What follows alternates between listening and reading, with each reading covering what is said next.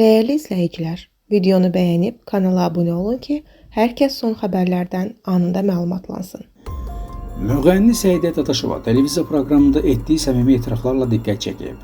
Xəbər verilir ki, sənətçi uşaqlıq illəri ilə qarşılaşmaq imkanı olsaydı, özünə hansı məsləhətləri verəcəyindən danışarkən duyğularına hakim ola bilməyib. O, həyat yolunda çox çətinliklərlə üzləşdiyini və bəzi hadisələrin onu dərindən incitdiyini bildirib. Səidə Dadaşova qeyd edib ki, hazırda özünə layiq olduğu yerdə görmür. Müğənninin fikrincə, sənət adamı yalnız səsi ilə deyil, davranışı, nitqi, səhnə mədəniyyəti və ümumi nümunəvi xarakteri ilə seçilməlidir. O, indiki axlı ilə uşaqlıq dövrünə qayıda bilsəydi, həyatını fərqli istiqamətdə quracağını etiraf edib.